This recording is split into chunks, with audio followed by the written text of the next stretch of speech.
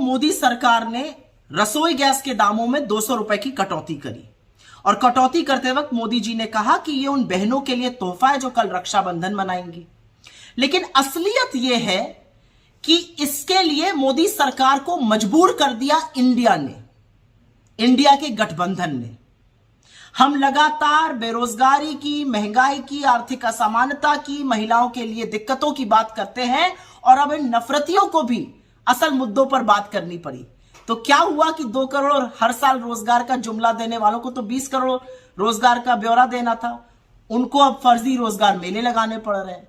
जो लोग 30 लाख करोड़ रुपए डाका डाल चुके हैं लोगों की जेब पर, ईंधन पर टैक्स लगाकर, वो अब 200 रुपए कम करके एलपीजी पर लोगों की आंख में धूल झोंकना चाहते हैं।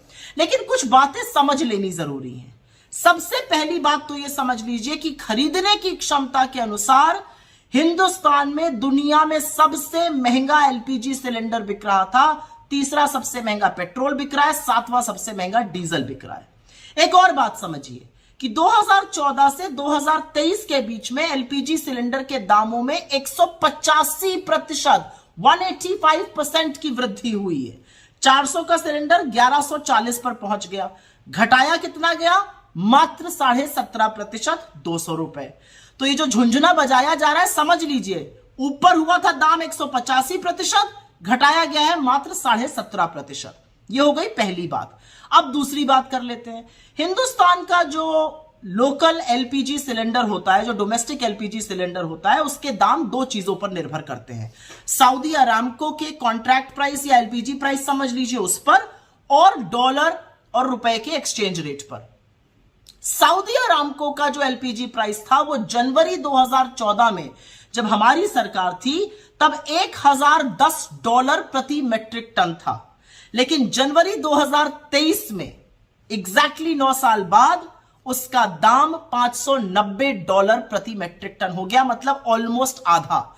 लेकिन दाम एलपीजी सिलेंडर का 185% ऊपर पहुंच गया था।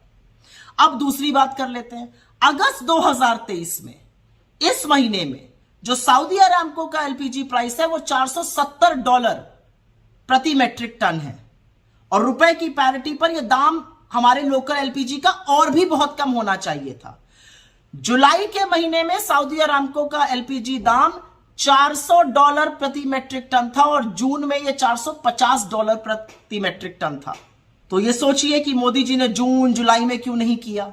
इसलिए नहीं किया क्योंकि उनको यह समझ में आ गया कि इंडिया जो मुद्दे ला रही है उससे लोग मुखरित हो रहे हैं, लोग समस्या में हैं। हमारी सरकारें, चाहे वो कर्नाटक में गृह लक्ष्मी, गृह ज्योति की बात कर रही हो, लोगों को आराम पहुंचा रही हो, चाहे ज्यादा खरीद कर रही हो छत्तीसगढ़ में, चाहे राजस्थान में 500 रुपए में सिलेंडर बिक रहा हो, असलियत यह है कि लोगों के सहूलियत के लिए जो जो काम हम कर रहे हैं उससे लोग हमारी ओर मुखरित हो रहे हैं। 5 बड़े चुनाव आने वाले हैं, छत्तीसगढ़, मध्य प्रदेश, राजस्थान, तेलंगाना और मिजोरम, और उसके बाद जनरल इलेक्शन आएगा। जिन लोगों ने 9.5 साल आपकी महंगाई के लिए टोह नहीं ली, आपकी जेबों पर डाका डाला, अब वो 200 रुपए कम करके झुंझुना बजा रहे हैं। लेकिन आज सवाल पूछने का दिन है, और सवाल यह पूछना चाहिए कि आखिरकार आपने इतना आतंक दामों पर क्यों मचाया हुआ था। और चरण चुंबक मीडिया से मेरा एक सवाल है, जब दाम 400 से 1140 हो गए तो महानुभावों कितने शो किए आपने, जो 200 रुपए कम करने पर कर रहे हैं? क्योंकि याद रखिएगा, दाम ऊपर गए हैं 185%, नीचे आए हैं सिर्फ 17.5%। लेकिन ये इंडिया का प्रभाव है। अभी आगे आगे देखिए होता है क्या।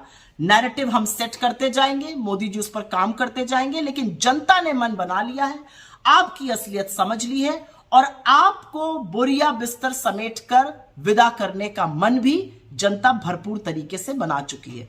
इन आंकड़ों पर ध्यान दीजिएगा, क्योंकि इन आंकड़ों में वो काला सच छुपा है जो मोदी जी जिसको ढकना चाहते हैं।